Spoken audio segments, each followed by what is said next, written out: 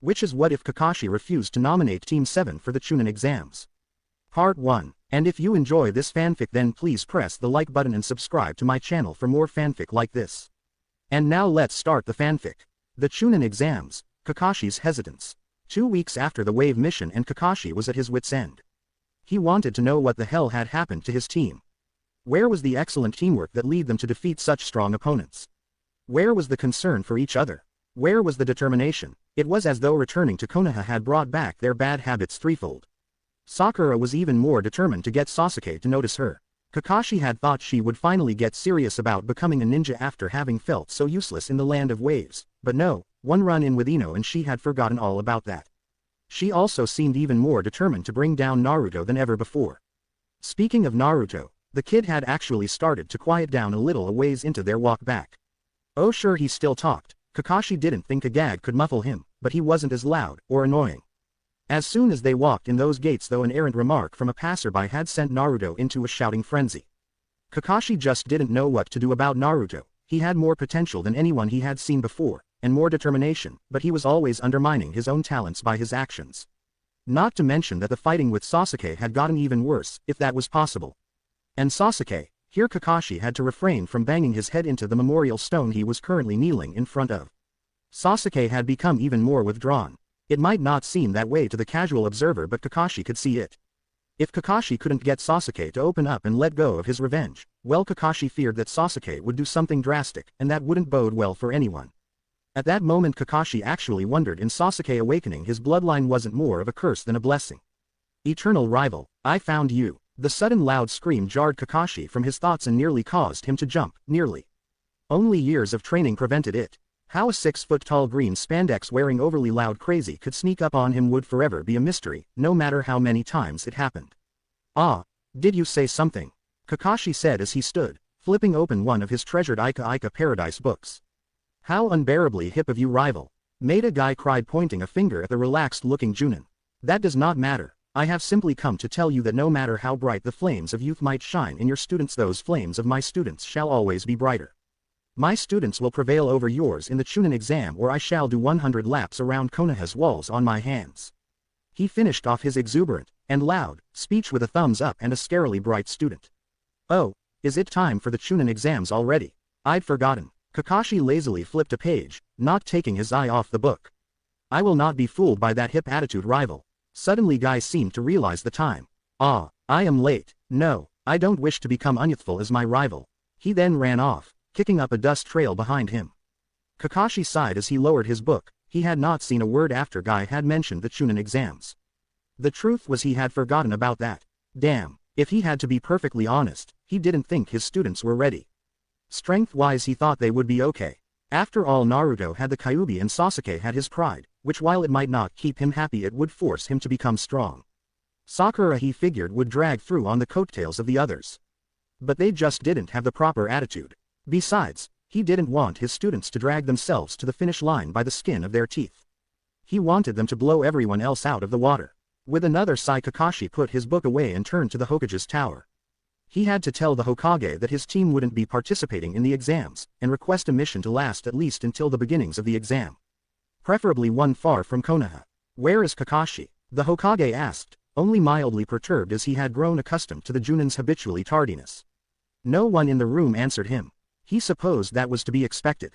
Well, we might as well start. He was cut off as the door opened, admitting a one-eyed shinobi into the Hokage's office.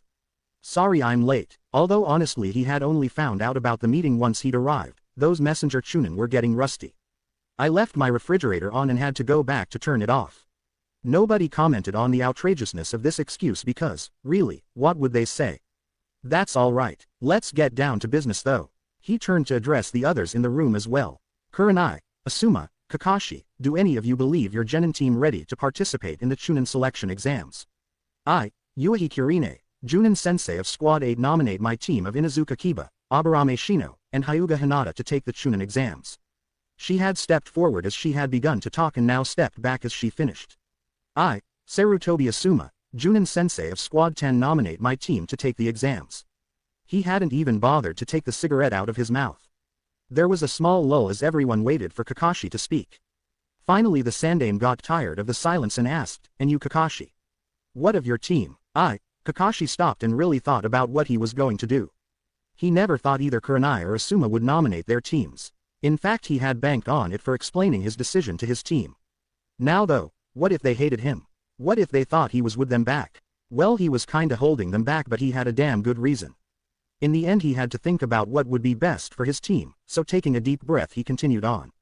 I do not nominate my squad, Squad 7 for the Chunin exams. The silence that met his reply was deafening. Results of a decision, beginning of a mission. Telling the Hokage had been a lot easier than telling his team. Sandaime had simply nodded his head and said that he had expected that. Later, after the others were leaving though, he had called Kakashi back. Care to tell me why you think they are so unready? He took a lazy puff on his pipe. Honestly, they suck. You could hear a pin drop. If they are so bad, why did you pass them into Genin? Hokage asked. Because they have a lot of potential to not suck. I see. It was obvious though that he didn't. Look, Hokage-sama, those three are incredibly gifted, but they have the entirely wrong mentality. At the moment, the one closest to being acceptable is Naruto. He at least understands that you need to help people and be helped in return sometimes. Sasuke is determined to move through life alone, eventually getting himself killed by his brother, no doubt. And Sakura is simply determined to get Sasuke. Kakashi sighed and ran a hand through his silver hair. Sir, sometimes I think I'm not able enough to teach them. I don't know how to heal the pain in their hearts. Sakura has always believed herself weaker, or uglier, or not as smart as those around her, and it eventually led to her creating what I believe to be a personality that is not wholly true to herself. Sasuke was betrayed so badly it ripped his world out from under him. Now he lives for revenge, and it is a very shallow sort of life. And Naruto has the deepest scars of all. He was almost screaming at the end of his speech. All of his insecurities were beginning to come out and her couldn't stop them. Naruto has had it tough, true. The Hokage said mildly. Tough. He has had it abysmally. I was there, remember. I saw many of the things that happened to him.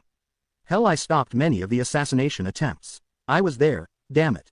But there is nothing I can do to make it better for him, for any of them.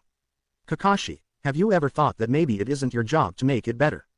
It is simply your job to make them better. That was the end of the conversation, and it was like an awakening for Kakashi. He'd been so concerned with making it better, boosting Sakura's confidence, showing Naruto he had worth, guiding Sasuke to a better path than revenge. He'd been so concerned with this that he'd neglected improving their skills. He always thought he had to heal their individual wounds and get them to work as a team first. But maybe if he trained them first, the rest would happen on its own. It was worth a try. Thank you, Hokage-sama, for your advice. Kakashi nodded his head in a semblance of a bow. Kakashi, it's wonderful that you care about them, but you have to remember, they are shinobi now. They aren't children anymore, and you can't keep treating them as such, even if you really want to. He leaned back and closed his eyes, suddenly looking much more tired than he had before. I know it's hard, believe me, I know. But they won't be able to grow and change if you keep coddling them. Right, and he was right, things were going to have to change, starting with him. Surprisingly, it had been easy to get them out of Konoha. In fact, they each seemed eager to leave. Well, it wasn't that surprising with Naruto. They had been given a simple courier mission. They were to take a message to a town. In all, the mission should take about a week. Perfect. They had been walking along silently, even Naruto, who seemed to be regrouping from his earlier defeat at starting a conversation, when suddenly Sakura decided to speak up. Kakashi-sensei, why are we taking this mission so close to the Chunin exam start? While Sakura really didn't want to participate, she felt sure that her team would still be nominated. After all, they had Sasuke, right? Hell yeah, we do, screamed her inner self. Plus Naruto was there too, and no matter how much he annoyed her, she had to admit that he was pretty strong. Sasuke-kun is still stronger though. Yeah, Kakashi had been really hoping that no one would ask that. You don't have to worry about that, was all he said as he continued walking, smut book in hand. Why not? Asked Sasuke. Naruto was being strangely silent. Because, you are not entered to take the exam. He was met with silence. And then suddenly, why the hell won't you at least let us try, Kakashi-sensei? Naruto screamed, his thoughts echoed on the faces of his teammates. Because if you took the exam right now, you'd all fail, miserably. He turned a page in his book and let out a small giggle, although in truth he wasn't reading his book at all. Actually, you might even die. Sakura paled slightly, but neither of the boys seemed affected. Che, yeah right, I'm gonna be Hokage someday. I would never die in some dumb Chunin exam. Naruto crossed his arms and stuck his nose in the air. Eyes closed in a huffy pout, he didn't see the large root in the road and tripped flat on his face. Dobi, was the only remark made. I'm going to train you.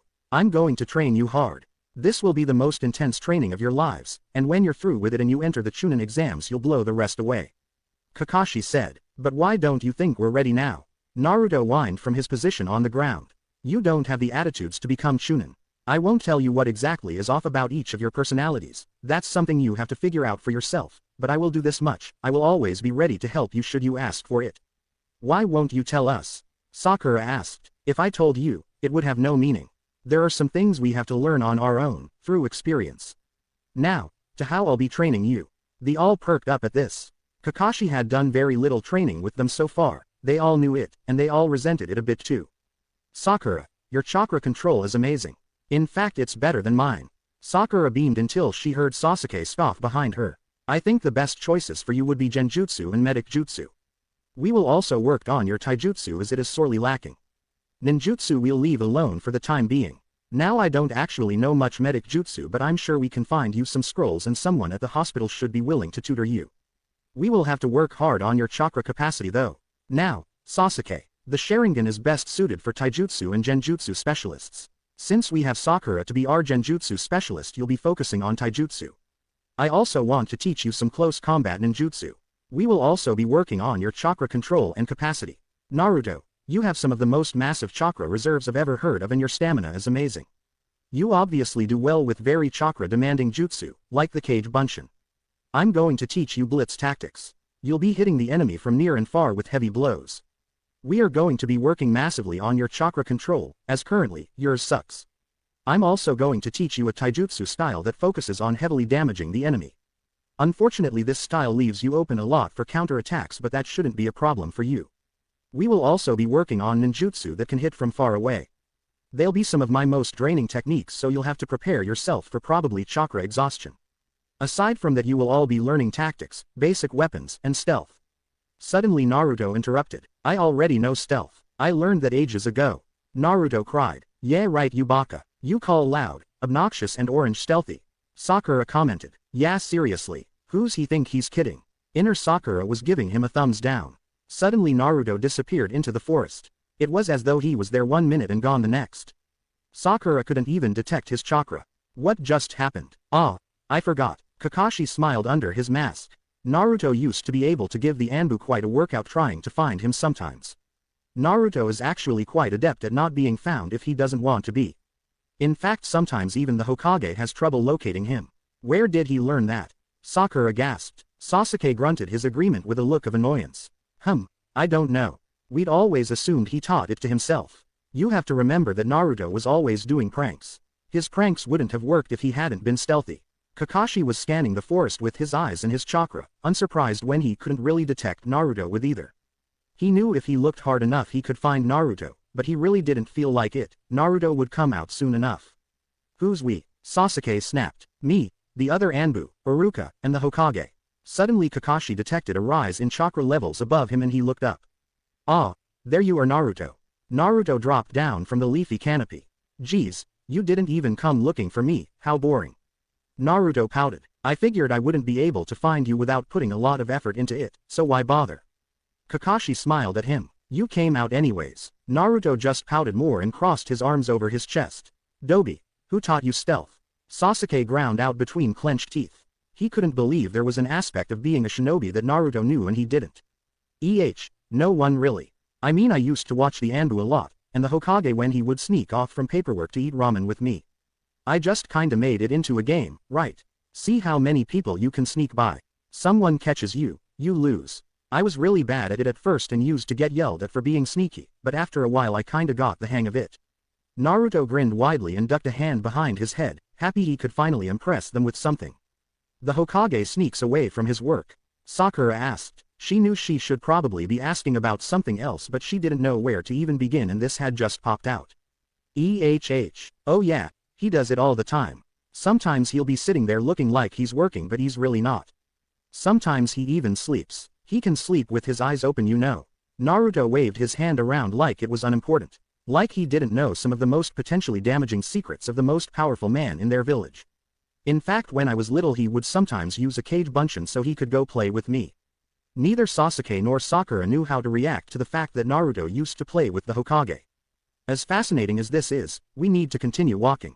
Tomorrow we will begin training. Sasuke and Naruto will start on control. Sakura, you'll be working on your chakra reserves. I need to warn you now. You will become exhausted, you will push yourselves beyond anything you thought possible, you will give me 120% of your hard work, and you will not complain. Remember your shinobi, I think it's time you started acting like it. With that he started walking down the path again. They spent the rest of that day in silence. Sasuke quietly steaming, Naruto petulantly pouting, Sakura thinking how glad she was that she didn't have to take the test. And Kakashi hoping he wasn't making a huge mistake. They were woken the next day at 5 in the morning by a shrill whistle. Sasuke jerked up with a kunai in his hand, Sakura opened her eyes, sat up, and then collapsed back into bed. Naruto's reaction however was far more humorous. He tried to jump to his feet only to get tangled up in his sleeping bag and ended up face first in the dust, mumbling incoherently. Kakashi smiled at his genins, the sort of smile that made you think nothing good was about to happen. Rise and shine, we have a long day of training ahead of us. Sasuke set his kunai away. Sakura groaned and sat up again. Naruto however cursed as he wiggled out of his sleeping bag before whirling on Kakashi. Hey, what's the big idea, Kakashi-sensei? It's 5 in the morning. He pointed an accusing finger in Kakashi's direction. I know, the perfect time to begin training. Kakashi said happily. What, are you crazy or something? It's the perfect time to be sleeping. Naruto screamed, scaring the birds out of the trees that surrounded the clearing. Naruto, I said no complaining yesterday. You have to realize that training isn't something you can do half-assed. Now clean up and eat something. I expect you ready to begin training in 15 minutes. Grumbling met his announcement, but they all moved to get ready. Sakura was wondering why they had to get up so early. She'd never gotten up this early before, and they were expected to begin training right after getting up. Sakura wondered if her sensei had been replaced by another ninja spy or something. I bet he was replaced. Pervert sensei hates working. Inner Sakura was screaming. Sasuke was annoyed. Did Kakashi sensei think he never got up early? He got up at 5 a.m. every morning when they were in Konoha. Naruto was wishing they had ramen. How was he expected to train if he didn't have ramen? 15.5 minutes later they were all standing in front of Kakashi, although none of them looked happy about it. Good. Now Sakura, I want you to go climb up that tree. He pointed to a 50-foot tall oak. 30 times without stopping. Sakura paled. She'd only ever had to climb 10 times in a row, and that was exhausting. Sasuke, you can join her on the neighboring tree, except for you I want 50 times. Sasuke immediately frowned. He already knew how to do that. Before either of you asked, this will help you refine you control and build your reserves. How will it build our reserves, Kakashi-sensei? Sakura asked, truly curious. It would be great if she could build her reserves up to something closer to Sasuke and Naruto. Well, maybe only closer to Sasuke. Naruto, it seemed, was too far beyond realm of possibilities. Chakra is just like a muscle. The more you use a muscle, the stronger that muscle gets. The more you use your chakra, the stronger and greater your chakra gets. Understand? Both Sasuke and Sakura nodded, although Sasuke didn't look happy. What about me? Will I be climbing trees too? Naruto whined. No, I have something special for you. The fact is, tree climbing builds up reserves faster than it does control, and honestly the last thing you need is more chakra. You'll be doing the leaf curling training. The leaf what? Naruto looked very confused. Leaf curling is very difficult because it requires a more precise amount of chakra than tree climbing does. Not to mention a leaf is smaller, so you have to put your chakra over a smaller surface. You take a leaf. He plucked a bright green leaf from a nearby tree and laid it flat over his palm. And then you spread your chakra in a very thin layer over it before curling your chakra upwards. He demonstrated, and the leaf suddenly curled in a small tube in his hand. Use too much and you'll either burn or rip the leaf, too little and nothing will happen. Not only do you have to put chakra on the leaf, but once on there you have to move it. Naruto frowned. He knew this would be very difficult for him. He had a very hard time using only a little bit of chakra. It's why he couldn't do a normal bunshin to save his life. He picked up a leaf and tried to do what Kakashi did, only to have the leaf turn into shreds in his hand. Keep trying, Naruto. I know you can do this. Kakashi then ushered Sakura and Sasuke over to the trees he'd pointed out earlier. Setting them at it, Kakashi leaned against another tree where he could watch the progress of all three genin. Flipping out his book, he watched as Naruto continued to alternately shred and burn leaves, and Sasuke and Sakura walked slowly and unsteadily up trees. He sighed to himself a little.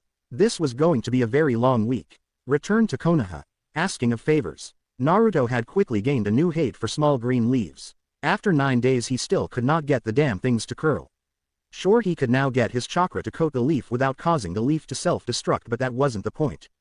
He'd complained days ago to Kakashi, who had then told him to think about how Naruto moves his chakra in preparation to do a jutsu. When Naruto had told him that he had never had to think how to move his chakra, it just happened, Kakashi had been shocked. Kakashi then found himself wondering if Naruto was a prodigy or an idiot. Watching Naruto light another leaf on fire from frustration, he decided on idiot. Luckily, after dropping off the message, Kakashi had them stop for a couple of days at a river.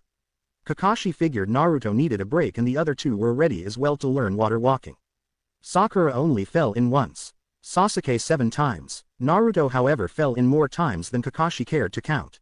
Tomorrow they would be returning to Konoha though, and Kakashi was seriously considering taking another mission and leaving right away. There was one thing Kakashi had learned from their trip, besides never leave Naruto unsupervised around anything even remotely flammable. All three of them did a lot better the further they were from Konoha. Sakura had put so much effort into her training that she had completely surprised Kakashi by tripling her chakra reserves. It still wasn't as much as even Sasuke, but the level of improvement was clear. She tended to laugh more when Naruto pulled a prank or told a joke than she had in Konoha. She was less desperate for Sasuke's attention as well. Kakashi figured that away from everyone else in Konoha, Sakura felt like she could just be herself more. Sasuke had made some real progress too. Although his chakra reserves didn't triple like Sakura's, there was a fair level of improvement. His control was better too. What was most impressive was his stealth now. He seemed to take Naruto's mastery of the subject as a direct challenge. While not as good as his teammates, still he was good enough to fool probably any Chunin. The greatest improvement was to his personality. He brooded less, smiled more, and would actually hold a decent conversation with Naruto and Sakura. Well, sorta decent when it came to Naruto. Insults were still thrown. Outwardly Naruto improved the least, which was really troubling Kakashi. Kakashi knew Naruto had the determination and the strength to become great. It would be a shame if his lack of control held him back. Naruto was growing more and more frustrated as well. Why couldn't he get that damn leaf to curl? Kakashi had set him on another control task, which involved surrounding small pieces of paper and sharpening the chakra until it could slice through anything the paper was thrown at, but still Naruto would return to the leaves, trying desperately to get it to work. At least Naruto was a little quieter out of the village and more focused though. Yes, Kakashi thought, Konoha was no good for them. Somehow once away from their various demons, so to speak, they each became a little better, and that translated to the team being a lot better. Walking through the gates of Konoha, Kakashi was sorely tempted to bang his head into the ground. Already things were beginning to unravel. Sighing, he dismissed his team and then wandered off in the direction of the Hokage Tower. He would convince the Hokage to allow him to take his genin on a training expedition. Once at the tower though, he was forced to wait, and then wait some more. Kakashi really hated waiting. It was him who was supposed to be making people wait, not the other way around. It didn't let any of his irritation show however as he opened up his copy of Ika Ika Paradise. Finally, he was admitted into the Hokage's office. He offered a one-eyed glare to the man in overly bright robes before coming to stand in front of a large desk overrun with paperwork. "I'm here to give my report, sir." Kakashi noticed that the Hokage looked even more tired than he had 10 days ago.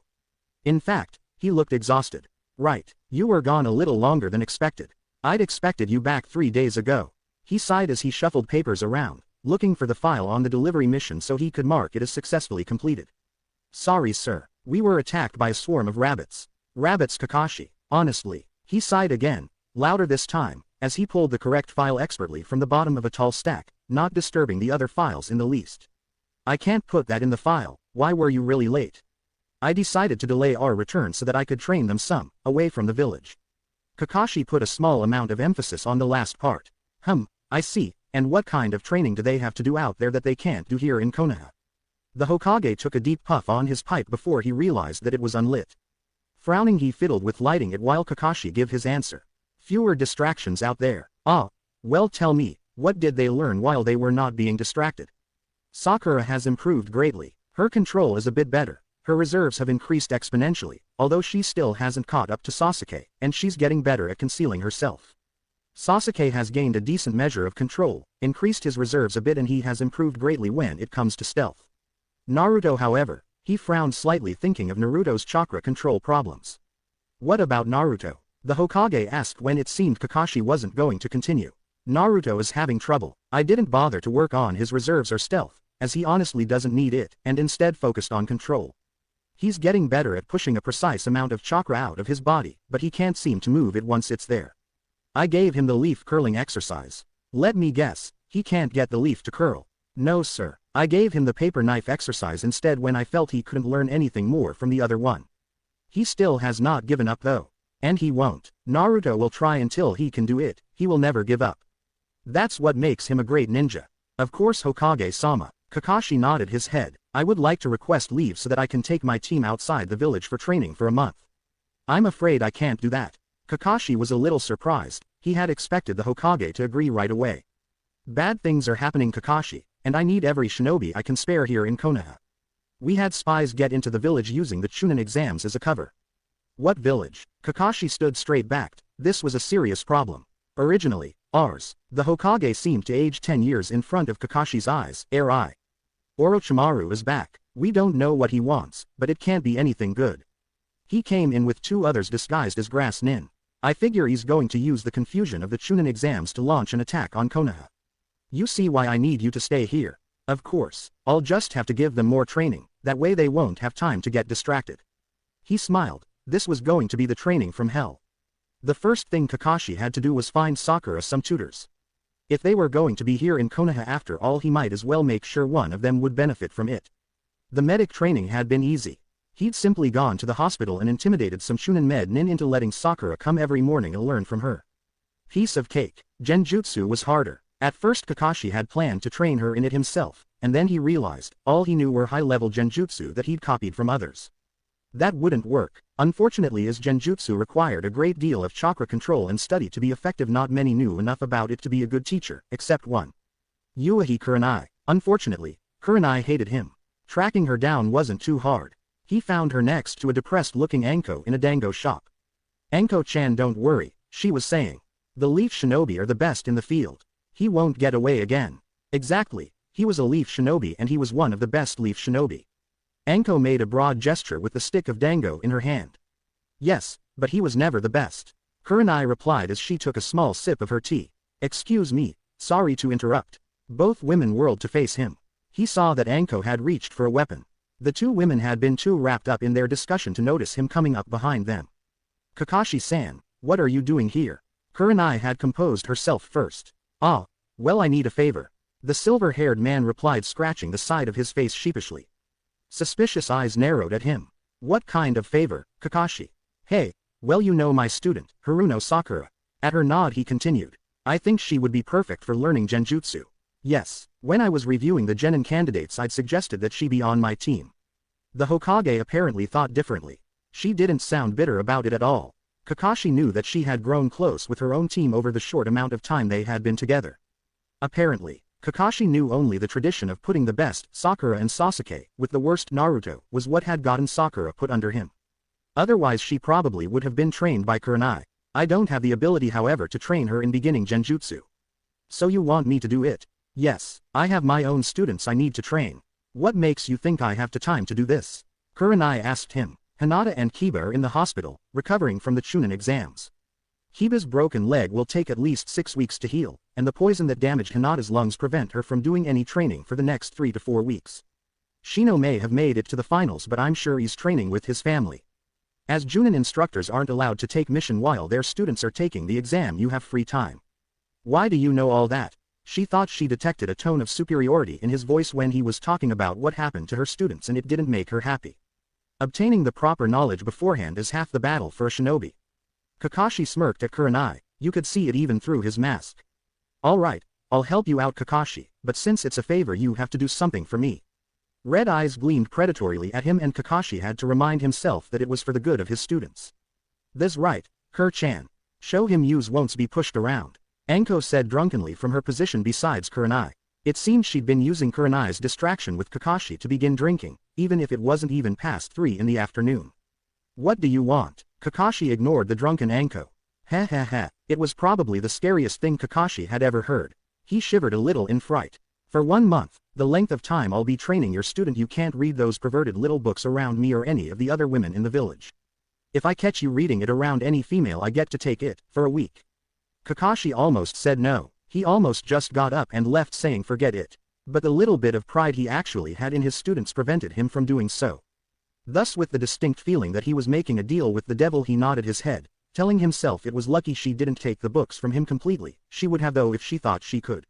While Kakashi was busy arranging for Sakura's training, Naruto was walking to the hot springs. His apartment water heater never seemed to work, no matter how many times he complained to the super, so he usually just took a bath at the local hot spring. He held a leaf in one hand and his bag of bath things and clean clothes in another. He was still working on the training exercise he'd been given earlier. He'd tried the paper knife exercise and had gotten it right away. Kakashi hadn't looked impressed though, he'd just nodded and said, "I thought so." He'd been told to keep working at it and try to make it sharper and stronger, but Naruto ignored that, instead returning to the leaves. Suddenly he was brought from his thoughts by a strange sound. He couldn't figure out what it was. Finally he realized it was coming from around the side of the bathhouse.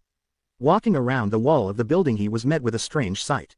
An old man with incredibly bad white hair who apparently got dressed in the dark was kneeling in front of the fence. The strange sounds had been coming from him, Naruto realized as the man made another one.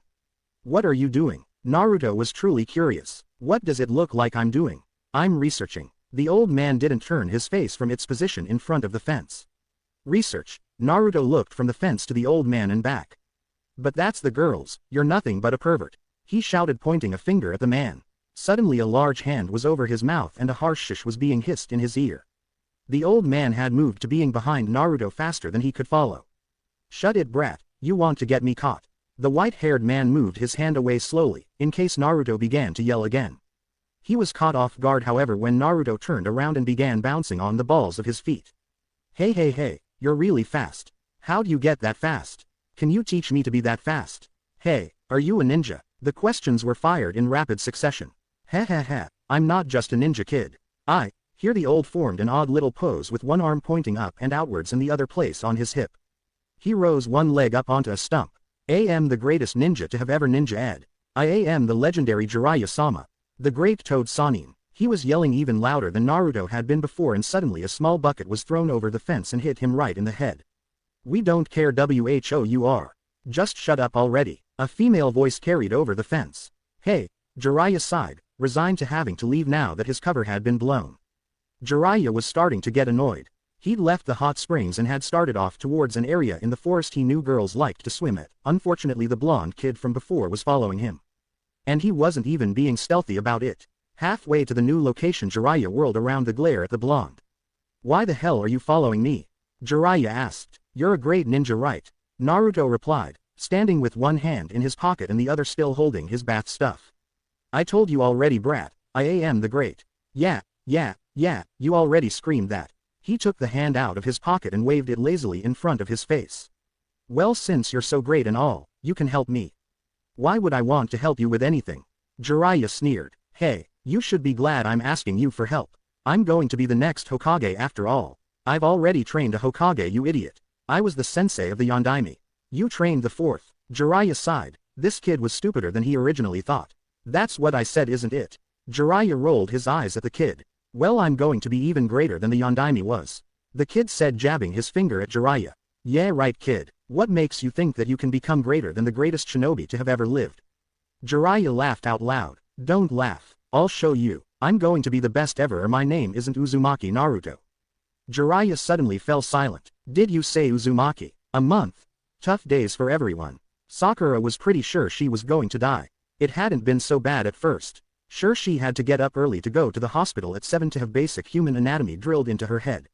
Then at 11 she had an hour break to eat lunch before she had to meet Kurenai on a training field replete with a lake and trees. She mostly worked on chakra building as she'd been told she still didn't have enough to really be able to practice genjutsu. An hour though was always devoted to genjutsu theory. At 4 she was given another 1 hour break before she had to meet the rest of Team 7 at the bridge. Then they would either train as a team or do D-rank missions. At around 8 or 9 Sakura would go home, eat, and then study various subjects from battle tactics to history until around midnight when she'd go to bed. Her only consolation was that Sasuke and Naruto always looked just as tired as she did. Sometimes though Sakura couldn't help but wonder if all this was helping her any. She'd only learned 2 new techniques, both genjutsu and both very low level. Although she did now know a lot about the human body, which she supposed was useful because she knew a lot more places to hit that could do significant damage.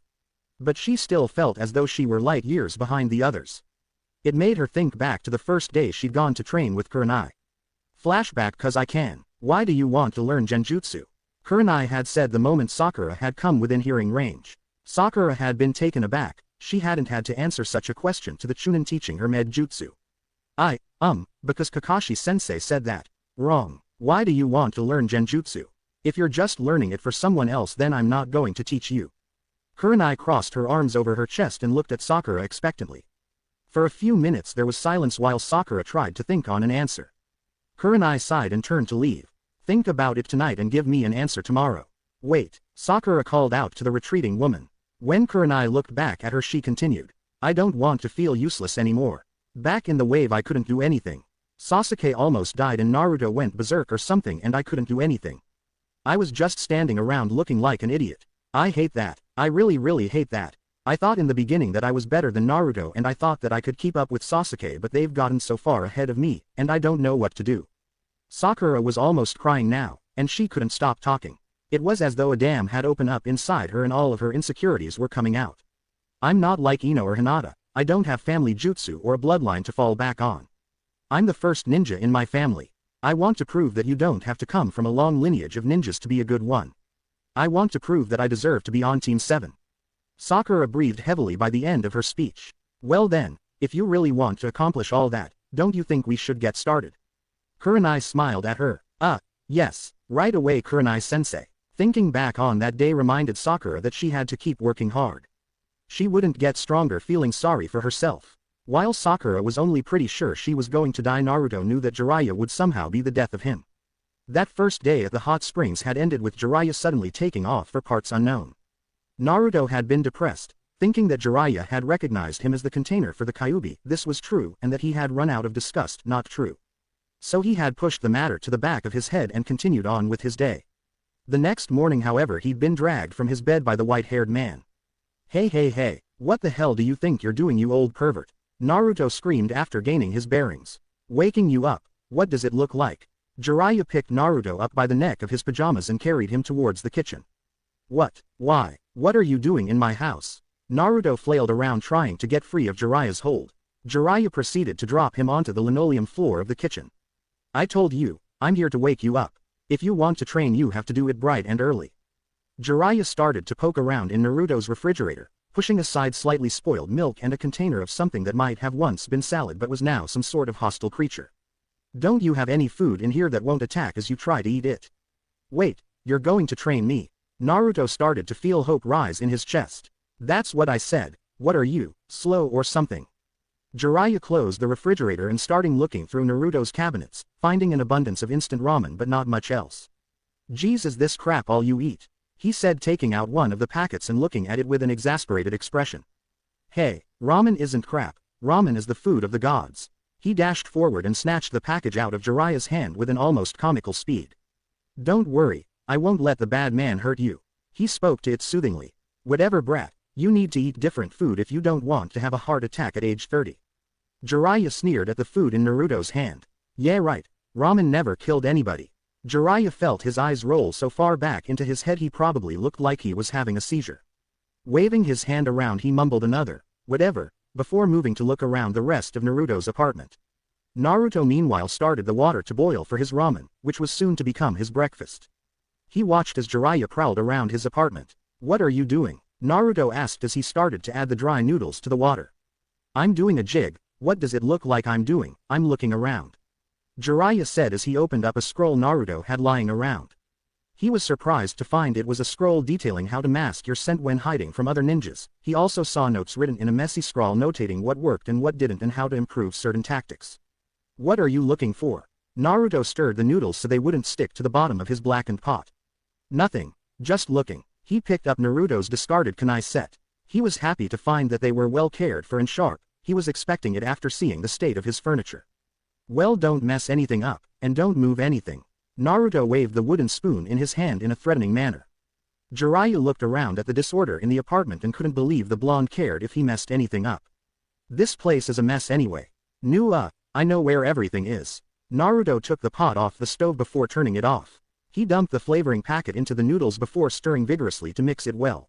Oh, then where is the scroll that teaches you stealth methods? Which one? Naruto asked as he blew on the bowl of noodles he was now carrying to his table. Which one? What do you mean? I have several scrolls on stealth. I like being able to hide. It helps when you're trying to do pranks without getting caught. Naruto stuffed a large amount of noodles in his mouth. Whatever, just hurry up, I want to be on the training field in 10 minutes. As he watched Naruto shovel another bunch of noodles into his mouth, Jiraiya wondered why he had wanted to do this. Flashback. Again. Did you say Uzumaki? Yeah, so, Naruto had suddenly become defensive, his posture becoming stiff as he entered fight of flight mode. He was surprised when Jiraiya simply left, leaving Naruto to wonder which way he went. Jiraiya, however, was headed towards the Hokage Tower. Once there, he barged into the inner sanctum of the Hokages despite the protesting guards at the door. Ah, Jiraiya, how may I help you? The Sandaime spoke calmly from his place behind the massive paper-laden desk. He was relieved to have a distraction from all the paperwork, even if it came in the shape of his angry student. You never told me he became a ninja. Jiraiya slammed his hands on the desk, rattling pens and causing one stack of forms to lean dangerously to the left. Who became a ninja? Sarutobi asked, honestly confused as he hastily straightened the pile. Naruto, Jiraiya said, calming down some in the face of his sensei's obvious perplexed expression. Yes, he made Genin just a few months ago. He had been placed under Hatake Kakashi. Sarutobi was starting to get the picture. Under his student, huh, nice. Jiraiya murmured under his breath. Yes, I felt Kakashi might be able to teach him some of his father's techniques and ideals. Sarutobi didn't mention that Naruto was placed under him only because Sasuke had to be trained by someone with the Sharingan and the best-worst team ratio had to be kept. He felt that as long things worked out, it didn't matter how they worked out. Me too, Jiraiya said. What? I said, I can teach him some of his father's techniques too. I thought you said you'd never take another student. Sarutobi smirked inwardly. Things really were working out better than he'd expected. He hadn't thought he'd be able to get Jiraiya to teach Naruto for another year or two. Well, this is different, right? Yes, this is different. Watching Naruto choke on a mouthful of noodles that had chosen to go down the wrong way, Jiraiya thought maybe he'd jump the gun on this training thing. Sasuke knew he wasn't going to die. After all, he still had his ambition and he wasn't about to keel over yet. That didn't, however, stop him from thinking he might end up in a hospital for a few days. The day after they'd came back after Team 7's little delivery mission, he was waiting at the bridge like always. Sakura had already been there when he'd arrived and he had to suffer through her inane chatter as they both waited for the other two of their team. Sasuke had started to get a little annoyed though when Naruto didn't show up at his usual time. Almost always Naruto could be counted on to at least distract Sakura for a little while. When Kakashi showed up his customary 40 minutes late, having been threatened with bodily harm by Sakura if he showed up any later than that, and Naruto still hadn't shown up, he grew even more annoyed. Where's the Dobi? He asked Kakashi after the Chunin had finished giving his latest lame excuse. Ah, he's being trained by someone else during the morning and afternoon. Don't worry though, he'll still show up in the evening for team training and missions. Kakashi smiled at him. Sasuke sneered back. Why's he getting special training, Kakashi-sensei? Sakura asked. Well, you're getting special training too, and so's Sasuke. Yep, in the morning you'll go to the hospital and in the afternoons you'll go see Kurenai at Training Ground 18. Then in the evenings you'll come back to our training ground for team stuff. Kakashi smiled at her. Oh, Sakura looked worried but Kakashi didn't dwell on it, instead turning to Sasuke. You'll be with me, all day. Here his smile seemed to grow more sinister. We'll continue to work on stealth, control, and reserves as well as starting on strength, endurance, and speed. You'll also spend 2 hours every day learning tactics and the theories behind ninjutsu use. Sasuke didn't think it sounded so hard. What about Naruto-sensei? What's he learning? Sakura asked. Ah well, I'm not quite sure what Jiraiya-sama will be teaching him. Kakashi scratched at the side of his face. I assume it will be mostly control though. Maybe some strength and endurance training. What about the rest of the stuff that I'm learning? Sasuke asked. Well, as you know, Naruto doesn't need any work on his reserves or his stealth. He's already plenty fast as well, plus speed for him isn't as important as strength. Naruto's a natural in a fight, so tactics probably won't help him much until later. For some reason Naruto is also a natural when it comes to ninjutsu. He doesn't even have to mold chakra to perform a jutsu and he must know some theory if he can create jutsu like with the Oryoku no Jutsu. That is not a proper jutsu. Sakura said, although inwardly she was thinking something more strongly worded. That perverted thing. That's not a jutsu, that's an embarrassment. Actually it is. It's an incredibly complex henge. It doesn't just change appearance, it changes voice, speech patterns, smell, even his chakra feels different. It isn't like any henge I've seen before. Kakashi said. Sasuke, however, had stopped paying attention. He couldn't believe that Kakashi was praising Naruto of all people. He also couldn't believe that Naruto was being trained by one of the Sannin. When had the Dobi gotten so far? Sasuke wasn't sure, but he did know one thing: he was going to train like crazy and show everyone that he was the strongest. While Team 7 was being trained to exhaustion by various ninja, a certain traitor was growing frustrated. "Kabuto, have you found out why Sasuke wasn't in the Chunin exams and where he is now?" "Yes, Lord Orochimaru, it seems that his Junin sensei, the copy nin Hatake Kakashi, didn't nominate his team for the exams. I can't believe Konoha didn't take the first opportunity they could to show off the last Uchiha." "Yes, well, now he's being trained quite hard, it appears, by Hatake. When not with Hatake, he is shadowed by an Anbu operative. Damn, Sarutobi must have figured out I'd been interested in him. It doesn't matter though, we can still easily get to him." "Do you honestly think that's best, Lord Orochimaru?" "What do you mean, Kabuto? Think about it. If you attack him now, you'll have to come out of hiding. It might mess up the plan to destroy Konoha. It might be best to wait until the plan has been launched. It will be easy to obtain him in all the confusion. Besides, we might as well let him get as strong as he can under Kakashi for the moment." "I suppose you are right. We'll wait until the finals, and then we'll make our move." 3 weeks after they started training and 6 days before the Chunin exams, they were all waiting at the bridge for Kakashi, just like they had been for the past weeks. Except this time Naruto was covered in dirt and his clothes were torn in several places. "What the hell happened to you, Dobi?" Sasuke asked, genuinely surprised at his state. "Ero Sennin decided that I needed a new training exercise. I've already mastered both the leaf curling and paper knife trick, plus the other one he taught me, the string exercise.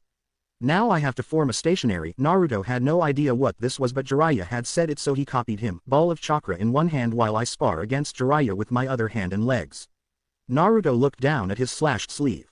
"Jiraiya doesn't hold back much. Are you hurt?" Sakura asked, looking worried. "Nah." Seeing their disbelieving stares, Naruto changed his statement. "I mean, I was hurt, but now, I'm not," he finished lamely. "Oh, did you already go to the hospital?" Sakura asked. "Nah." Naruto became distracted by a slash in his pants leg that he didn't remember getting and wasn't really paying attention anymore. "Oh, then Jiraiya healed you?" "Ero Sennin, please, he'd just tell me to get stronger so I wouldn't get hurt as much."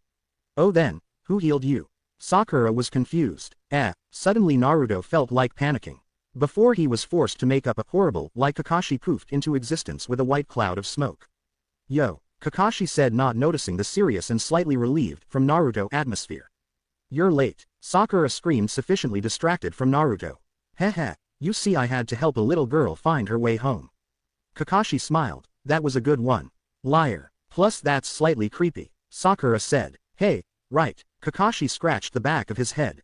"Anyways, today we won't be doing any training as Naruto looks to have gotten the stuffing kicked out of him once already today. Hey, instead we'll be doing a fun mission." Kakashi finished cheerily as the others groaned. D-ranked missions still sucked even if they were too tired for anything higher than that. "So what inane task will we be performing today, Kakashi-sensei?" Sasuke mumbled, too wiped out from training to maintain his strong silent type persona. "A very important one. We must venture out into the forest surrounding Konoha in order to locate and retrieve a ferocious animal. So we have to go get Tora again." Sakura sighed. That was probably the worst mission, and it was much harder than it sounded. That cat got smarter each time it got loose. Sakura thought it should be at least C rank by this point. "Ah, damn it, I hate that cat. It always goes nuts when it sees me," Naruto complained. This was the absolute truth, and all three of his teammates thought Naruto had good reason to hate Tora. The last time Naruto had caught the cat, it had raked both sets of claws down his face, drawing deep gouges in the skin that bleed greatly. Kakashi had sent Naruto to the hospital instead of having him accompany the team back to the Hokage's tower. "I wonder why Tora dislikes you so much," Sakura mused out loud. She didn't like the cat, but it had never tried to claw her, Sasuke or Kakashi. "I don't know. Most animals just don't like me, unless they're some sort of nin animal. We should go before we have to try to find that flea bag in the dark," Sasuke said tonelessly. The others all shuddered at that idea, and the team set off immediately. After they had retrieved and returned Tora, Naruto refusing the whole time to touch him, the Hokage had asked Naruto a question. "How is your training with Jiraiya going, Naruto?" Team 7, who had been on their way out, stopped. Sakura, Sasuke, and Kakashi wanted to see what Naruto would say. It's okay when I can actually get him to focus on training rather than on girls." Naruto shrugged. "What have you learned so far?" the Hokage asked while mentally reminding himself to post more notice signs around the hot springs. "Well, I finally got that stupid leaf thing to work, and I've mastered the paper knife one too. That one was a lot easier. Ero Sennin said it's because my chakra has a wind affinity, so it's already used to being sharp." Kakashi was surprised that Jiraiya was starting to get into affinities already. Sasuke was confused, not that he'd admit it, and Sakura was jealous because she had been told she had to wait 3 years while her chakra stabilized to learn her affinity. I didn't really understand what he was saying though. This surprised nobody. Then he started me on the string exercise. You mentioned that one earlier, Naruto. What is it? Sakura asked. Anything to heighten chakra control she wanted in on. Well, it's a lot like the paper knife one actually. You see, you take some string and surround it with chakra that you can either strengthen the string or make it sharp like wire. It's harder than the paper knife cause string is skinny and long and you have to keep it malleable. Naruto didn't know exactly what that word meant, but, again, Jiraiya said it so he would say it too. Naruto, you have no idea what malleable means, do you? Sakura deadpanned. Not exactly. I know that I have to make it so the string can still bend though. He sounded so excited that the others couldn't help but sigh. What is he going to work on next? The Sandame asked. I don't know, but he said that tomorrow I get to learn something really cool. Ero Sanin said that it's really big and destructive. Naruto giggled. I can't wait. Everyone in the room immediately began thinking that big plus destructive plus Naruto not good. Well, that's very nice, Naruto. You all can leave now. After they had all left, Sarutobi immediately turned to one of his guards. Bring me Jiraiya right now. He sighed as he massaged his temples. Maybe having Jiraiya train Naruto was a bad idea after all. The two were just too much alike. A jutsu, a mission, and a battle. Naruto was not surprised to find Jiraiya had not yet arrived at the training field they used. Jiraiya only very rarely arrived of his own free will. Usually it was up to Naruto to track down and drag Jiraiya to the field.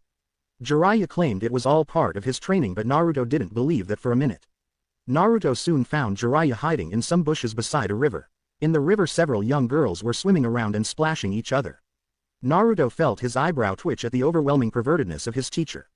The man currently had a glazed look in his eyes and a small amount of drool was making its way down his chin. Hey, Ero Sennin, pay attention, Naruto screamed right in the old man's ear. Gah, Jiraiya jumped surprised, he hadn't sensed the blonde come up behind him. What are you doing, brat? Jiraiya screamed back. Hey, nothing, but those ladies might want to know what you're doing. Naruto grinned smugly as he pointed to behind his sensei. Turning around, Jiraiya noticed that all of the girls he had previously been spying on were looking over at them with confusion written across their features.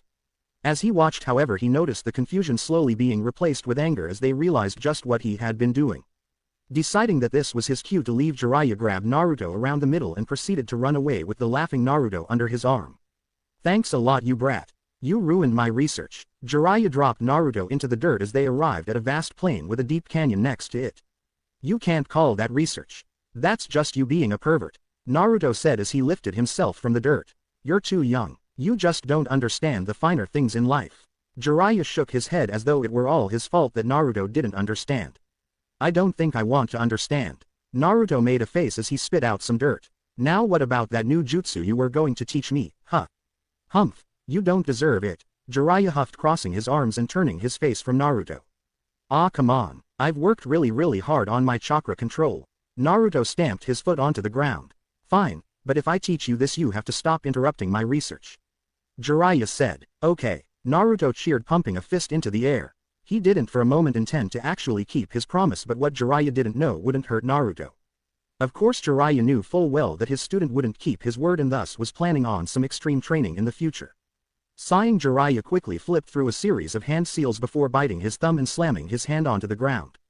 Kuchio's no jutsu, he cried. A wide puff of smoke enveloped the ground around them and suddenly a very large toad appeared carrying a scroll in its mouth.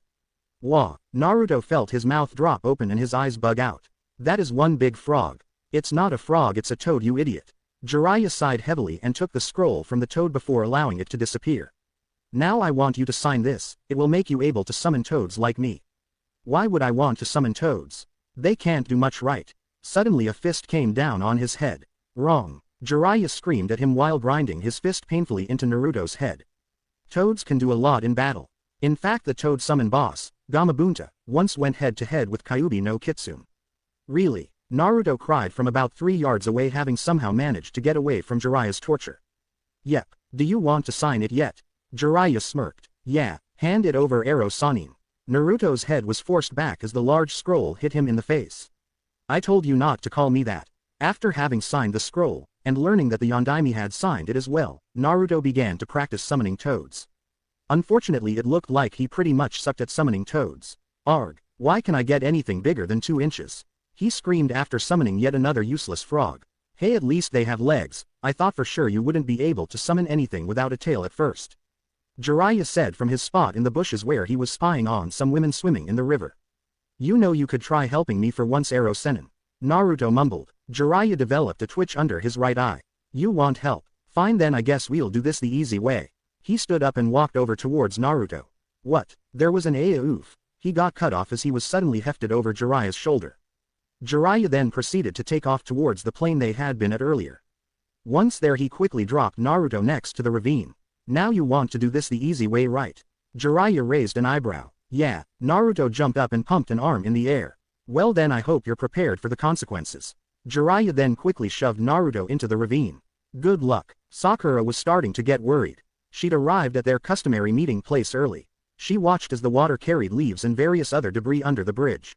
She didn't start to get worried until their usual meeting time had passed and not even Naruto was there. Naruto was always there, even if he had to practically drag himself to the bridge in the evening. Suddenly Sasuke came walking up from the right and Sakura felt immense relief. Hey Sasuke-kun, how was your day? She got a grunt as a reply but didn't let it faze her as she continued. Yeah, my training sucked too. More theory today than actual practice. Where's Kakashi-sensei? That old man training Naruto showed up and said he had to talk to him. Kakashi's going to be late. Sasuke plucked a leaf from a nearby tree and began the leaf curling exercise. Oh, I wonder where Naruto is then. Sakura picked up a leaf too and began furling it and unfurling it swiftly. Naruto's in the hospital and he'll probably be there for a day or so more. He's suffering from extreme chakra depletion from training today. Kakashi had shown up in his usual manner. But, doesn't chakra depletion take more than a day to heal fully? Sakura asked. It had been drilled into her head that chakra took at least 4 days to recover and many times as much as a week. Usually, but you have to remember, Naruto is special. Kakashi spoke in a sing-song manner, trying to distract Sakura. Now for our next mission. Wait, it really isn't normal. No one should regenerate chakra so fast. Now that I think about it, he did it before in Wave 2. Why does Naruto have so much chakra and why does it replete so fast? He heals fast too. Why is Naruto so weird? Well, I really can't tell you why he is so weird. Kakashi tapped his chin. But I can tell you is that the reason Naruto can do these things isn't because of any training or anything like that. It's something. Well, how can I explain this? Is it like a bloodline? Sasuke spoke up. Not exactly, but close enough. It's something only Naruto can do. Kakashi shook his head a little. If Naruto wants you to know, he'll tell you. I can't tell you anymore. Why not? Sakura asked, tilting her head to the left. Because it might just get me killed. A few days later, on the day of the Chunin exam finals, Team 7 was on its way back from a C-rank mission. They'd met a team of Chunin at a halfway point in order to retrieve a scroll with some information. It had been a day there, a night of rest, and now today they were returning. Suddenly Sasuke and Sakura realized that they were running through the trees alone. Turning back, they saw that both Naruto and Kakashi had stopped. Kakashi was looking to the west, towards where the Hokage Tower was, a deep frown evident through his mask. Naruto had faced the east, his eyes wide and his body shaking slightly. Something's wrong, they both said at the same time. What's wrong? Sakura asked, worried. She had never seen Naruto look so scared, and the last time she'd seen Kakashi look that serious they'd been facing down Zabuza. There are chakra spikes all over the place. Kakashi said. Yeah, and that one. Naruto pointed to the east. That one feels really bad. Naruto's right. That one feels really bad. He frowned as he swung his gaze to the east. In fact, I haven't felt chakra like that since. He was going to say since that day on the bridge in Wave but thought better of it. Since the Kyuubi attack. Sakura and Sasuke didn't notice, but suddenly Naruto got very pale. We need to hurry. Again Naruto and Kakashi spoke at the same time before taking off as fast as they could. Sakura was struggling to keep within eyeshot of the pair and Sasuke lagged about 5 to 6 meters behind at all time. They ran like that for half an hour, covering more miles than they had previously in 2 hours. A noise to the left and in front of them caused Kakashi and Naruto to stop quickly, Kakashi pulling out a kunai and Naruto preparing to perform Kage Bushin. Right as Sasuke and Sakura had caught up with the pair, a man moved from out behind the foliage. He wore the standard Chunin vest and a Konoha forehead guard. You're Konoha Nin, right? The stranger asked them. Yes, we are. Can you tell us what's going on? All we can feel is this weird chakra. We were on a mission before. Kakashi spoke, lowering his weapon but not putting it away, just in case. Shit man, there's been an invasion. Damn, sand betrayed us, paired up with sound. Now Orochimaru is fighting the Hokage and some demon brat from sand is battling with a group of genin. Everything's going to hell. I'm trying to find some of the patrol units set up around here. The Chunin ran a hand through his hair. Where? Kakashi asked. Where what? The Chunin replied. Where are the Hokage and the genin? Kakashi gritted his teeth to keep from snapping. Hokage's at the tower. Genin are at the plain outside of town, the one near the ravine. The Chunin then left to complete his task. Okay, do you guys know where the plain is? Kakashi asked. I do. I trained there a lot with Arrow Sennin. I've seen that ravine up close and personal too, the bastard threw me off it. Naruto said, sounding edgy and twitchy. Right, Naruto, you're in charge. Kakashi was cut off by a screech from Sakura. Why is he in charge? If you'd let me finish. Naruto, you're in charge of getting to the place. Also, as I'm sure you've already realized, if he is what we think he is, Kakashi trailed off. I know. Naruto looked down at the ground. Jiraiya had already given him a speech about what he could expect by being a Jinchuriki, and fighting other ones was at the top of a long list of things he'd be forced to do. Right, I'm sorry Naruto, but it really is only something you can do. So I'm putting you in charge on the battlefield as well. He turned to Sakura and Sasuke. You two, back Naruto up. Do whatever he tells you to, if you don't it'll be insubordination and you'll be punished. If Naruto falls, Sakura gasped a little, not thinking that things would be that dangerous. If Naruto falls then Sasuke's in charge. I want you to pull everyone back the moment he goes down, if he goes down. I'm sure everything will be fine. Tell whoever else is there what I said. Got it? Yes Kakashi-sensei. They all replied in unison. They recognized this as not being a situation they could argue with. Good, now go. Kakashi himself turned and leapt through the trees towards the village. Come on, the plain's this way. Naruto started to run towards the west, Sasuke and Sakura following him. 10 minutes later they suddenly skid to a halt at the edge of a forest. Before them loomed a massive sand-colored beast. Closer inspection however showed that the beast was still only half-formed and it wasn't doing much. The Konoha genin however seemed to be regrouping. They stood about 200 feet away from the forming demon. Team 7 immediately ran towards them. Hey, guys, how's it going? Naruto called as he stopped by the side of Shikamaru. Besides Shikamaru were Ino, Shino, and 3 genin that he didn't recognize. One had the same eyes as Hinata though, so he figured they were family. One was a girl with 2 buns on top of her head and an odd scythe in her hand.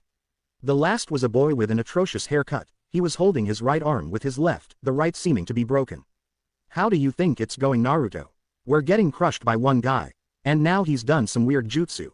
You are such an idiot sometimes. Ino was screaming right in his ear. Hey, well I guess it's a good thing we got here then huh?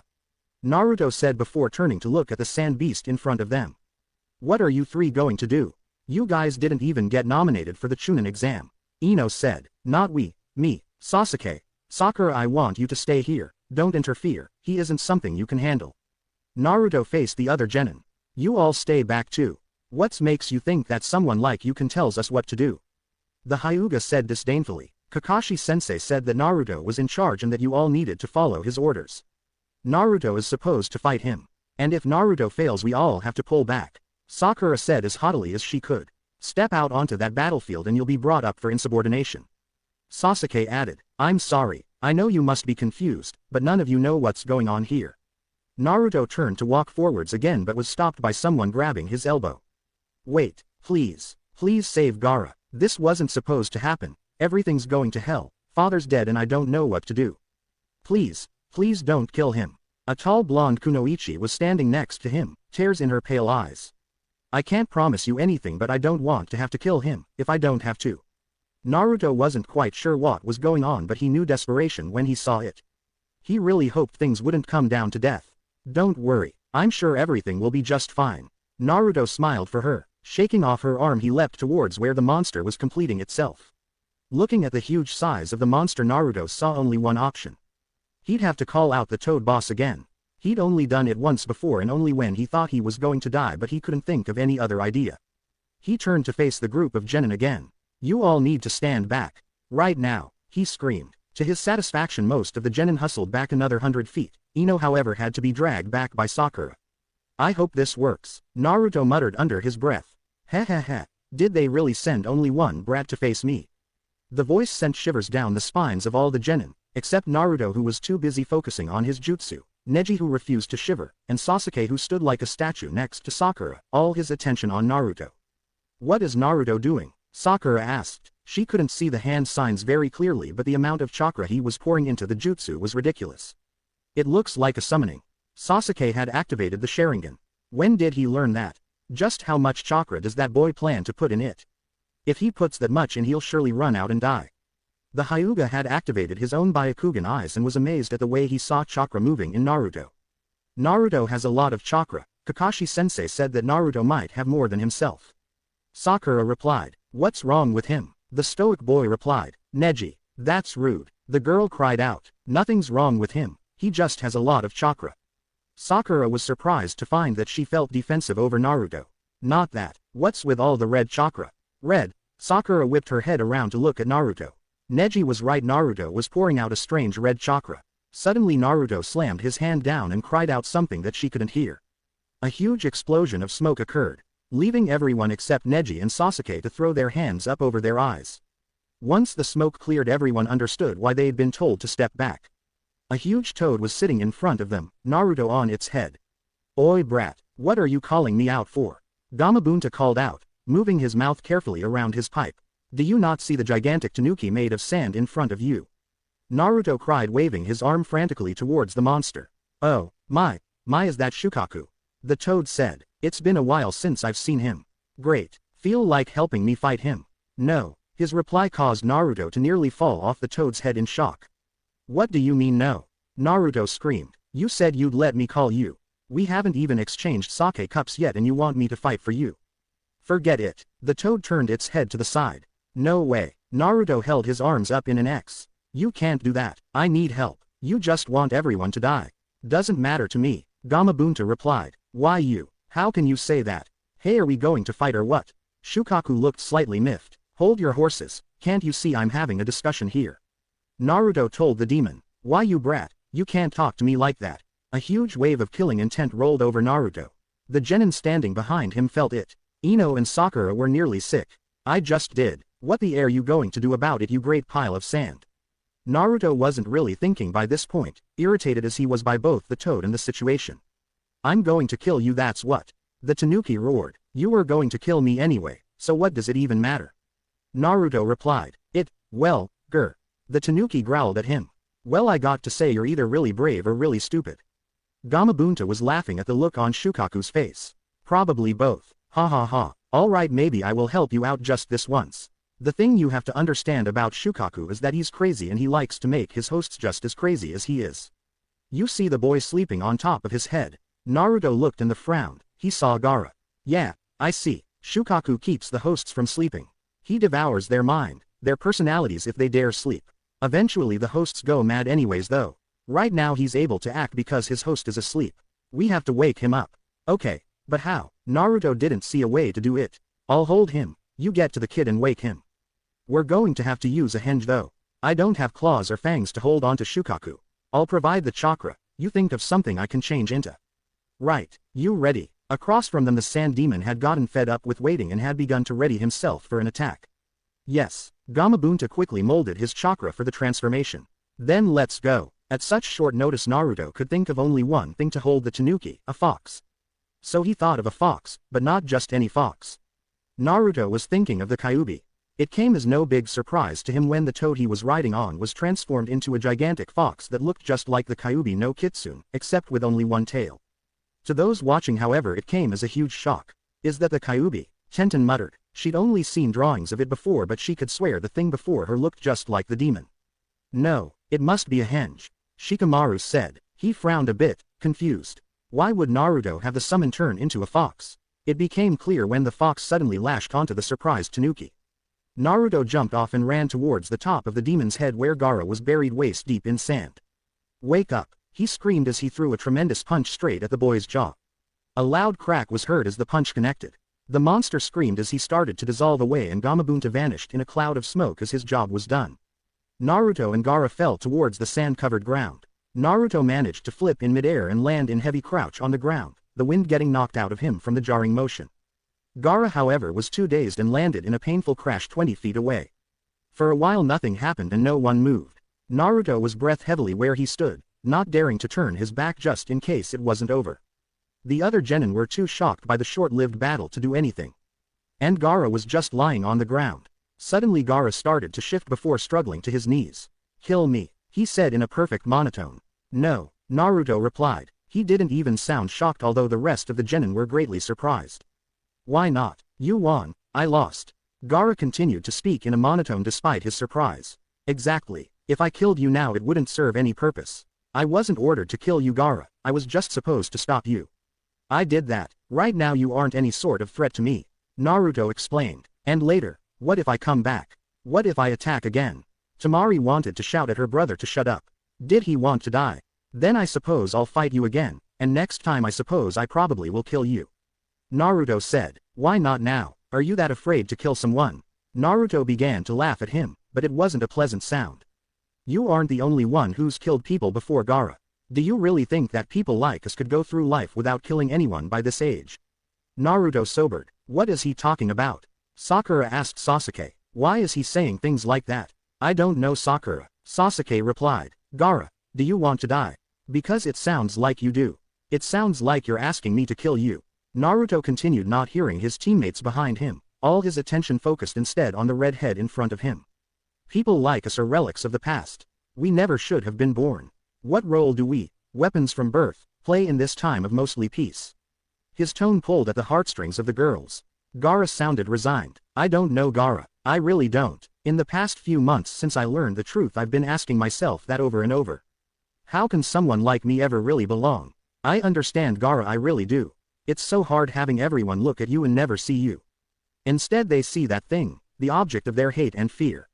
After a while, after years of seeing them look at you like that, it would be so easy to hate them. So I did. I hated them, Gaara. I hated them all. Everyone in that village. And soon I hated Konoha itself. I hated them. I hated Konoha. I hated the situation, even though I didn't understand it, and I even started to hate myself. I didn't know why. I was just a child.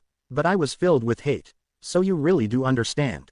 Gaara smirked at him. "Yes, I understand. I was filled with hate, Gaara, but I wasn't happy. Hating them, hating the village, hating the situation, it didn't do a damn thing, Gaara. Nothing would ever change if I kept on hating everything. Least of all myself. So I tried to stop hating. And once I started looking at things through eyes cleared of hate, it was easier to see the things I could love. And then I found it, Gaara. I found my reason for living."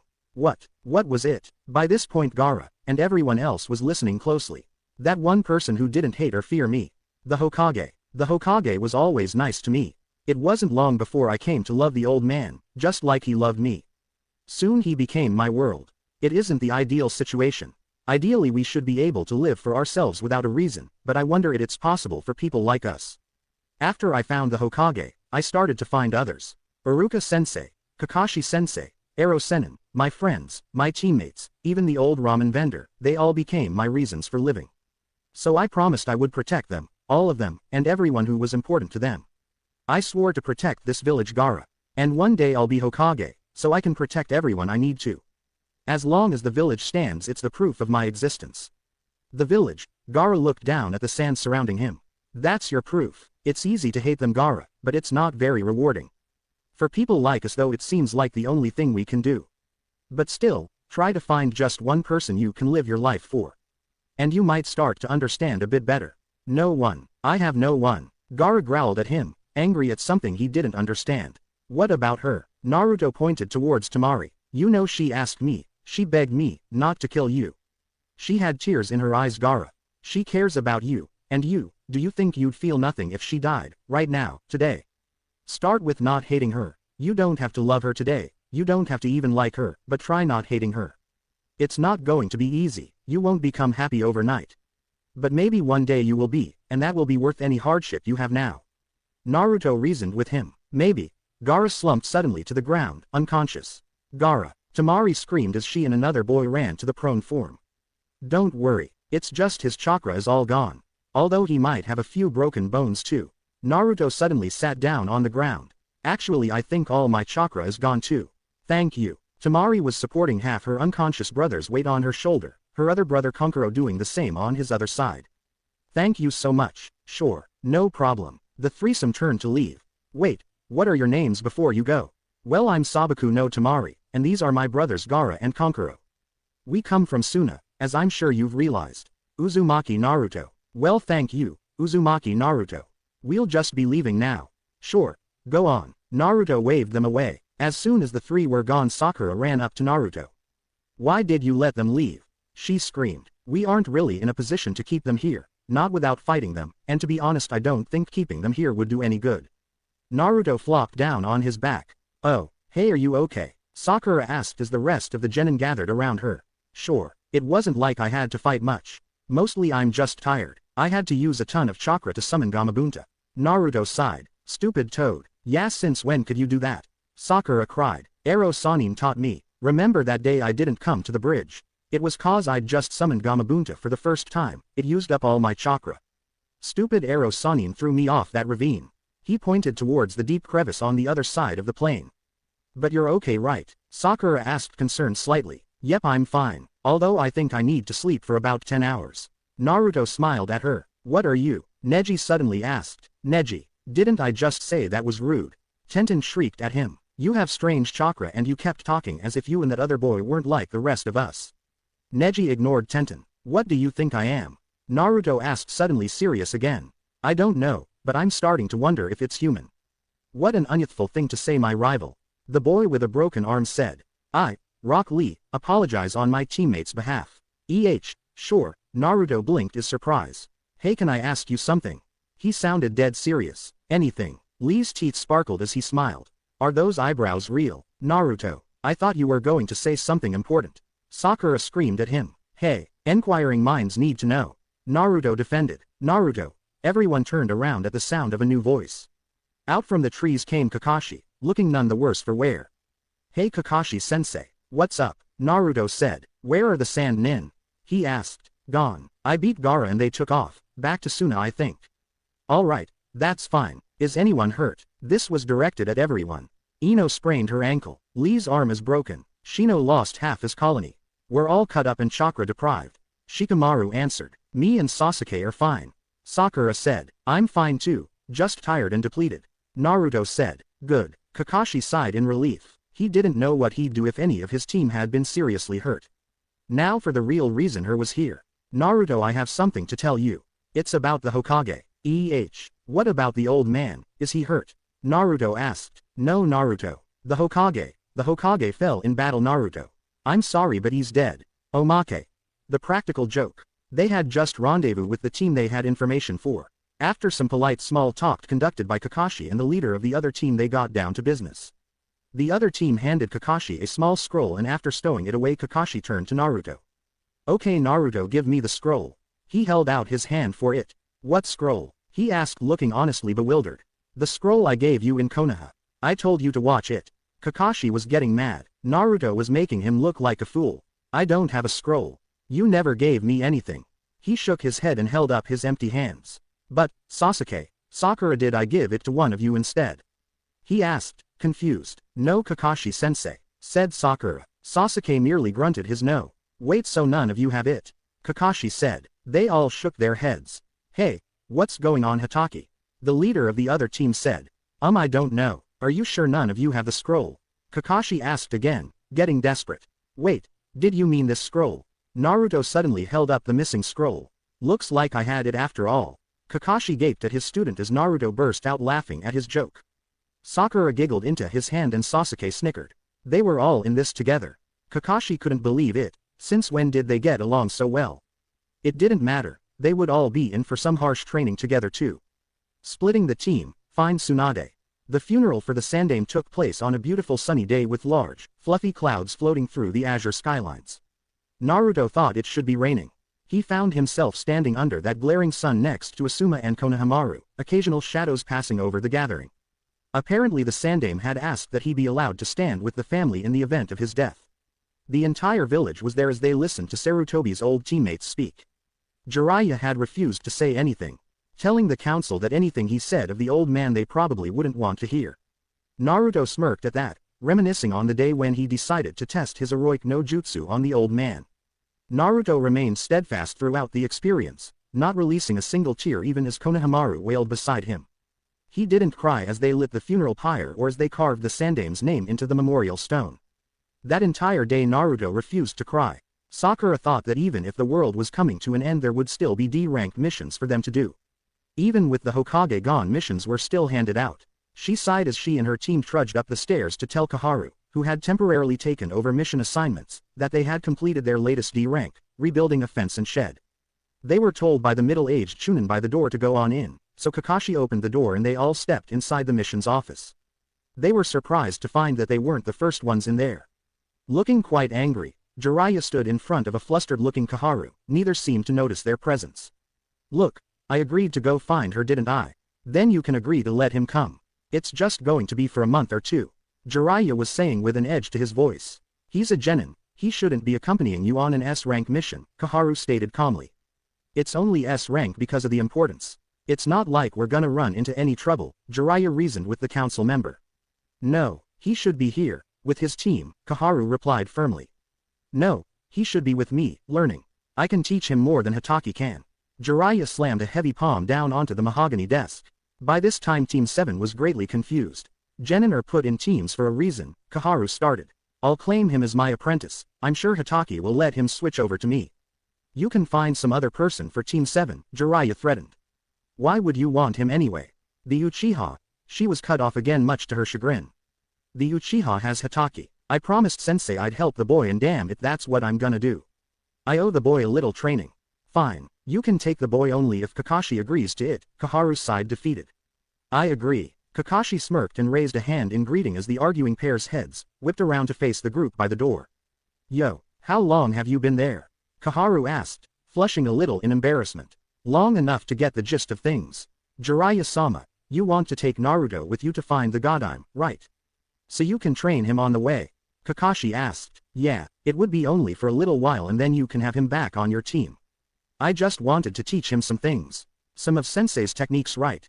Kakashi tilted his head. "Yeah," Jiraiya nodded. "What if I wanted to teach him those?" Kakashi suddenly turned defensive. "You know the Rasengan?" Jiraiya inquired. "No, Sensei died before he could teach me that one," Kakashi admitted. "Well, that's the one I was going to teach him," Jiraiya replied. "You can teach him anything else, but he's going to learn the Rasengan from me." "It's his right. You can't teach him that," Koharu protested. "It's far too dangerous. Like I said, it's his right. You can't tell me what I can and can't teach my student. Besides, it'll be a while before he's anywhere near proficient with it," Jiraiya told Koharu with confidence. "Hey, can we stop talking about me like I'm not even here?" Naruto suddenly butted into the conversation, irked about the entire prospect of it. "Ah, good, you're here. That means I won't have to track you down." Jiraiya grinned broadly before reaching down and swinging Naruto up onto his shoulder like a sack of rice. "Come on, we need to hurry. I gotta go get the next Hokage." He began to move towards the door. "Arg, put me down, you pervert. What the hell are you talking about?" Naruto beat his fists against the back of the toad Sannin. "I told you, I have to go pick up the next Hokage and you're coming with." Jiraiya ignored the pounding fists. "Geez, you stupid or something. Don't call me stupid, you old pervert," Naruto screamed. "Don't call me old, brat." Jiraiya had, by this point, made it to the door. "Haruno, Uchiha, don't worry, I'll be sure to bring him back in one piece for you." "Don't bother," Sasuke said. "What, you Tem, come say that to my face." Naruto yelled back as Jiraiya was carrying him down some stairs. Sasuke nearly swung the door shut, effectively cutting off Naruto's tirade. "Well, what are you all doing here?" Koharu asked after a couple moments of very awkward silence. "We came to hand in our report on our mission, ma'am," Sakura replied, handing over the scroll with the details on said mission. She was still slightly confused about everything that just happened. Was that Jiraiya-sama, one of the legendary Sannin?" Sakura asked. Her mental picture of him had been much different. "Yes, unfortunately," Koharu replied. "Oh," Sakura didn't know what to say, or rather she didn't know where to start. "Is he always like that?" She finally decided on. "No," Koharu said. "Sometimes he's worse." "Oh." Later, as they were exiting the tower, Sakura turned to her white-haired teacher. "Kakashi-sensei, what are we going to do now that Naruto's gone?" she asked. "He's not gone forever, Sakura. He'll be back in a month or two." Kakashi was currently walking while reading his little orange book. How he managed not to hit anything Sakura couldn't imagine. "Right, I knew that. I just meant I thought we were supposed to be training more together starting now." "Well, we were, but it's not like I could have told Jiraiya-sama that he couldn't take Naruto." "Why not?" Sasuke asked. He was a bit miffed that his teammate got to go on an exciting mission, leaving him without a spar mate. Well, it's only right that Naruto gets to train with Jiraiya.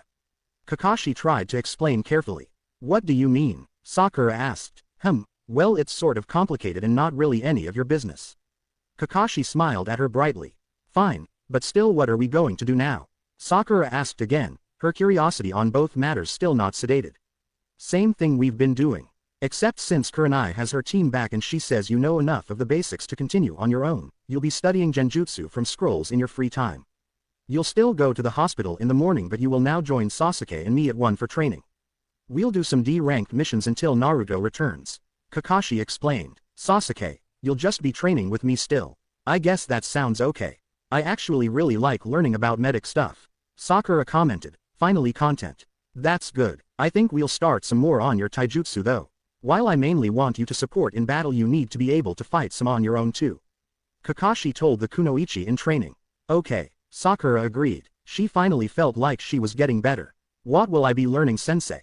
Sasuke asked. Oh, lots more about infiltration and information gathering tactics I think, and some more work with your taijutsu. Some speed and strength stuff too, maybe a couple of lightning jutsus that I know that are good for close combat fighting. Some basic field first aid too, in case you get separated and are hurt or in case Sakura gets hurt. Kakashi flipped a page in his book and walked around a trash can that was in his path. Sakura's eyebrow twitched at his nonchalance in his movements. What do you think Naruto will be learning from Jiraiya-sama? Sakura asked, thinking it would be good to know what he would be doing so she could better study to support him. Mostly just the Rasengan, I imagine. Kakashi replied. You mentioned that earlier. What is it? Sasuke asked. It's a technique designed by my sensei, the Yondaime.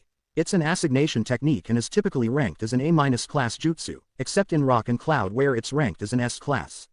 It requires no hand signs but needs a lot of chakra control. I never got the chance to really learn it, but it's what I based my Chidori off of.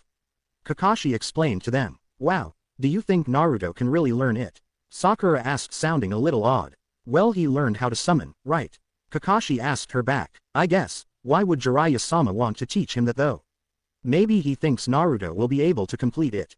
That wasn't the real reason, or at least not all of the real reason, but Kakashi wasn't about to tell them the truth when even Naruto didn't know it. Complete it? Sasuke asked, prodding his sensei more on the subject. Yeah, the Rasengan is incomplete. It's supposed to incorporate the wind element, but sensei never got that far before his death. People with wind affinities are rare. I only know of Naruto and sensei who had it. Basically Naruto is the only one who can complete it in the entire leaf. This made perfect sense to Sasuke. It wasn't because Naruto was talented or strong, it was just luck. He already knew the Dobi was lucky. Maybe I should start working on the preliminary stuff you'll need to know to do the Chidori, Sasuke. Kakashi mused aloud. You want me to learn Chidori? The Uchiha asked, surprised. Well, if Naruto has the Rasengan it might be a good idea.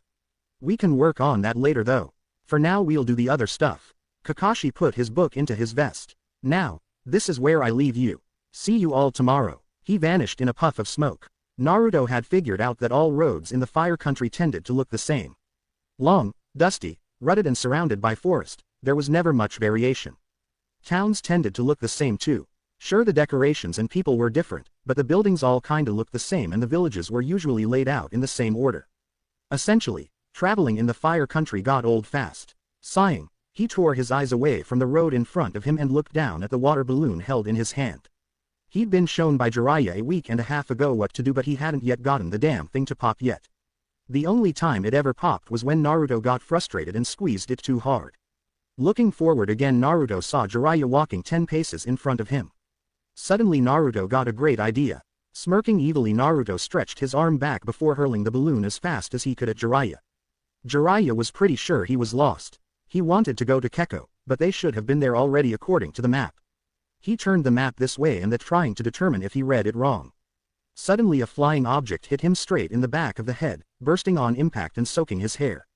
A dark aura surrounded the man. Naruto, the map got ripped in half. You better run. Jiraiya whirled and took off after his laughing student. Naruto ran under branches and over bushes, laughing maniacally the entire time. Jiraiya was close on his heels. Eventually Naruto burst out from the tree line onto another road. Before he could make it to the trees on the opposite sides, however, he was grabbed by the back of his collar. Pulled backwards, he landed heavily on his butt at Jiraiya's feet. You brat, You better be prepared to face the consequences for your. Suddenly Jiraiya noticed a sign just beyond his student's shoulder at the edge of the road. Keko. 10 miles, it read, accompanied by an arrow pointing south, the opposite direction they had been traveling. You're one lucky idiot, Naruto. Because you managed to find the right road, I won't punish you. Naruto breathed a sigh of relief. At least, I won't punish you now.